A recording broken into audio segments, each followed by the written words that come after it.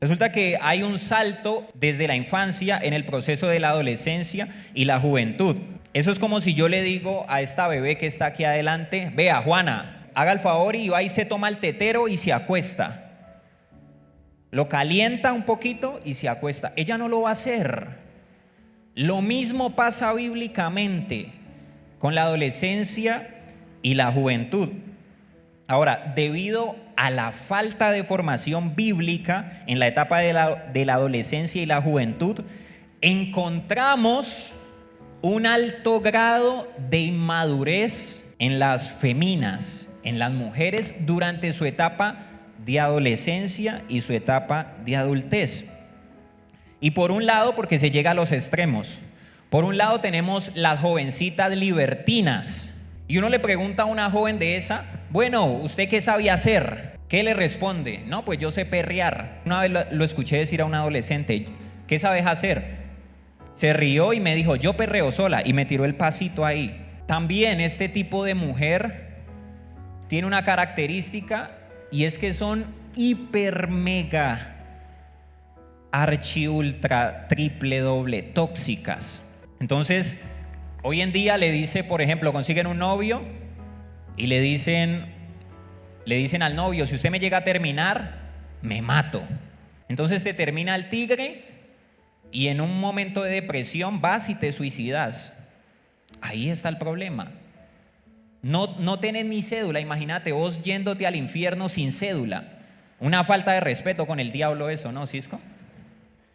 Uno morirse, por lo menos que es que hasta para entrar a las discotecas te piden cédula. Que vos llegues al infierno y ve, el diablo te reciba. Cédula, sí, sos mayor de edad, siga. Belcebú, atiéndalo. Chiste malo. Y el problema, cuando llegan a la iglesia, es que se encuentran con el otro extremo. Te encuentras con una cantidad de jovencitas que, en lugar de ser libertinas, son lo opuesto. Están reprimidas.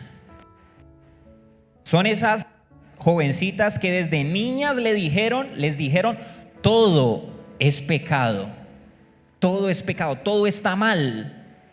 Si escuchan la palabra, por ejemplo, la palabra pene, de una ya dicen: uy, eso es del diablo decir pene. Pene. ¿Sí ven? Se ríen porque saben que los papás, cuidado con esas charlitas. De pronto usted también le enseñaron: es pecado asistir en licra al templo. Yo miro a mi esposa ahora que se estaba arreglando porque ella vino hoy en licra. Otras que dicen: es pecado subir al altar con tatuajes. Entonces ya no estamos en el extremo del libertinaje, sino que estamos en el extremo de unas chicas que son súper reprimidas.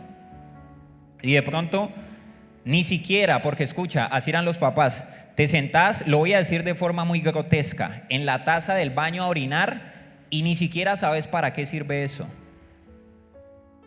¿Cuál es el uso que se le da a la vagina? Y te da terror, pavor compartirlo con tus papás. Hay algunas mujeres que se casan bien, se guardan hasta el altar, hasta el día de la boda, pero se casan siendo unas reprimidas, empedernidas. Entonces están como X persona que conocí que le dijo al esposo: solamente vamos a tener sexo en Navidad. Otras que dicen, y esto ya es un patrón de iglesia, cuando están casadas. Es un problema si una persona así casada llega al altar a casarse. Llega, mejor dicho, una reprimida que case un problema. El sexo oral es del diablo, es pecado. ¿Y por qué? ¿En dónde dice la Biblia no chuparéis o algo así? En ninguna parte. Y escucha, alguien podría decirme: pero Miguel, aquí hay unas niñitas. Escuche, las niñitas que están aquí tienen más cuento que yo. Y escuche lo que le voy a decir, porque lo que le voy a decir aquí es fuerte. Si usted es una persona reprimida, usted ha puesto en tela de juicio varias de las cosas que yo estoy diciendo esta noche aquí parado. Si usted está criticando desde la silla algo de lo que yo he predicado hasta este momento, usted tiene un serio problema de represión. Pero yo te digo, has vivido en una caverna religiosa toda tu vida, donde te adoctrinaron como una sierva. El problema con esto es que ojalá te adoctrinaran basándose en la Biblia, pero fue en el pensamiento retrógrada de un hombre o una mujer legalista. Y si de pronto el que le impartió a usted este pensamiento que yo le estoy diciendo que todo es malo fue su papá y su mamá, y usted me dice: Miguel, ¿estás diciendo retrógrada a mi papá y a mi mamá? Yo le digo sí, porque muchas veces vivimos, seguramente por lo que te predicó el siervo que ibas cuando ibas a tu iglesia de infancia, el siervo que se ponía esa corbata que le llegaba hasta los testículos y el pantalón que tocaba el piso, y todo el tiempo estaba gritando y diciendo: ¿cuántos bendicen a Dios y a su nombre y a su pueblo? Y escuche, si usted se da cuenta, si usted vio a alguno de esos siervos predicar, ¿cuántos vieron a alguno de esos siervos predicar? Levante la mano así alto. Vea. Si usted se crió, usted se va a dar cuenta que son una copia de la copia de la copia. Son el mismo siervo con diferente cara. Y le doy un ejemplo, joven, de esto. Quizás sus papás, escuche, sus papás o su tía, la que iba a la iglesia, nunca ha leído ese libro. Estoy hablando de la Biblia, de la Torá. Entonces traga entero o da por bien servido absolutamente todo lo que le dice el predicador desde el altar. Eso es como si yo le digo a usted, le explico de la mejor forma posible a qué sabe el sancocho de gallina, pero yo le voy a explicar de acuerdo a lo que yo probé. No es lo mismo que usted, ahora que llegue a su casa, abra la Biblia y diga: bueno, ese flaco, ese raquítico peludo con ese jean roto, ¿será que era verdad lo que me estaba hablando? Y usted abre la Biblia para corroborar cada palabra que yo estoy escupiendo esta noche. Entonces, como hay una generación que tragó entero y le decían: no, pues los piercings son del diablo. Entonces, ya que decía esa generación a sus hijos, a sus nietos, a sus bisnietos: mijo, los piercings son del diablo. Y esto yo no solamente lo hablo para aquí, sino para los adultos que me ven también. Usted que me está viendo, que me va a ver de forma indiferida. Hay un problema allí serio, y de la única forma que usted va a romper ese problema en su vida es que usted mismo se le dé la voluntad de probar el sancocho, de abrir la Biblia y meditar en lo que hay ahí. Bueno, ¿qué me dice la Biblia? Este tigre me dice algo aquí. ¿Qué me dice la palabra? Juan 8:32 dice: conocerán la verdad y esa verdad los pondrá en libertad. Hay otro problema también. Estas reprimidas que se cansan, se maman literalmente de llevar esa rutina, esa monotonía religiosa, y un día dicen: no más, y explotan y dicen: me voy de ahí para acá, me voy a volver una libertina. Y hay muchos que lo hacen. La cuestión es que si sigues pecando después de recibir la verdad, ya no hay ningún sacrificio que cubra esos pecados. Eso lo dice Hebreos 10:26, de la misma forma como se lo acabo de leer. Es decir, si usted era una santa, una sierva ungida, de esas que no dejaba ver ni siquiera la uña del dedo gordo de su pie, y se va al otro extremo, ya anda ni siquiera en falda, anda en tanga por la calle y se acuesta con el primero que se le aparezca, usted ya escuchó la verdad, quizá de la forma incorrecta, pero ya escuchaste esa verdad. Entonces, el día que te mueras vas a perder tu salvación porque habías escuchado de Jesús. Porque sé que hay algunas que llevan una doble vida, y de hecho hay un cantante de salsa, no sé si alguien lo ha escuchado, que dice: basta de vivir. Y yo les digo, a través del profeta que canta ese tema, basta de vivir doble vida. Yo estoy planteando una problemática.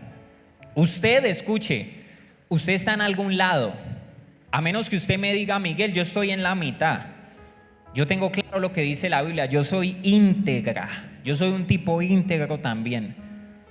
Yo conozco perfectamente lo que es el libertinaje y lo que es el legalismo, y estoy haciendo las cosas bien, tengo pensamientos claros. La felicito. Pero si usted no está ahí, incluso si usted está apagada espiritualmente, usted está caminando en alguna de las dos direcciones, allá o allá. Viene la pregunta, ¿no? ¿Cómo debe comportarse un adolescente y una jovencita si no hay versículos bíblicos para esto? Y esta pregunta yo me la formulo como papá que soy. Bueno, llega Juana, los 10, los 11. ¿Cómo la pastoreo a mi hija? ¿Cómo va a pastorear a Emma, Cisco? Dios traía una respuesta. Hay algunos libros que fueron un día Biblia y luego los excluyeron, fueron quitados del canon bíblico. Escuche lo que le estoy diciendo. Y hay un libro, porque me conseguí una Biblia gordísima. Si la voy a traer a la iglesia, tengo que abrazarla. Una de esas Biblias de sierva o de siervo, de esos que pasaban a las 6 de la mañana caminando así. ¿Se acuerda? Y resulta que ahí aparecen todos esos libros que fueron excluidos del canon bíblico. Hay un libro que se llama Infancia de Mashiach, que traducido al español significa Mesías. Es decir, infancia de Jesucristo. Y entonces yo me adentro en ese libro y resulta que en el capítulo 6 de ese libro nos habla del comportamiento que tuvo María, la mamá de Jesús, durante su adolescencia y su juventud. Dice el capítulo 6, la infancia de Jesús, capítulo 6, versículo 5, que María, siendo una adolescente, se había puesto una regla para sí misma. Es decir, María era una persona que se cuidaba, que tenía disciplina. Y dice el versículo 6 que desde el amanecer hasta la hora tercera permanecía en oración. Y esto me da a entender a mí, como punto número 1 y principal, que una adolescente, usted que es adolescente y joven, y si es hombre también, debe adoptar sí o sí una cultura de oración. Según este texto, María oraba todos los días 2 horas. Y luego sigue diciendo el versículo 7 que desde la hora tercera hasta la novena se ocupaba de tejer.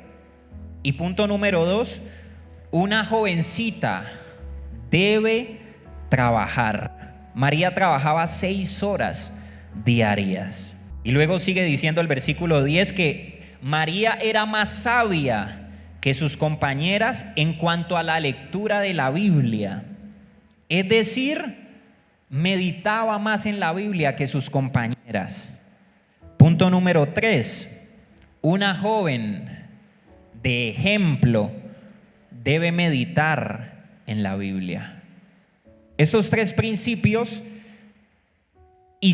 provocaron que María obtuviera una serie de características que la hacían diferente a todas las viejas de la época. Y eso lo dice ese mismo pedazo de Biblia excluido. Dice que María se caracterizaba por ser humilde, alegre, pura, constante, inquebrantable, perseverante, no rabiosa. Escuche, no rabiosa. Traducido al lenguaje callejero, no tóxica, no murmuradora y de palabras dulces. Pero ya para cerrar, quiero decirle una característica que tenía María y que sé que le cuesta mucho a la mujer. Dice el libro de Infancia de Jesús, capítulo 6, versículo 14. María no permitía que ninguna de sus compañeras alzara demasiado la voz al reírse. Para usted, señorita, que cuando se ríe se entera toda la cuadra. Y luego sigue diciendo, porque aquí viene lo más duro. No era ahí lo de la risita, bien. Y tampoco permitía que ninguna de sus compañeras injuriara. Traducción de injuriar o sinónimo de injuriar, ofender, que ofendiera o menospreciara a otra.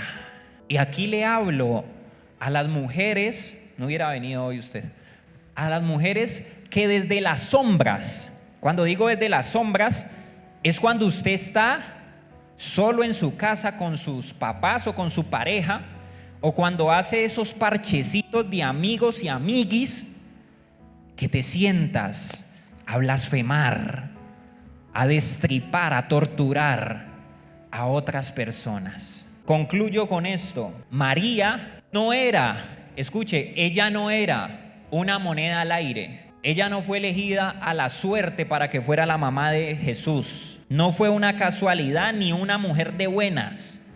Ella preparó su interior para que de forma literal habitara allí Jesús, el Salvador del mundo.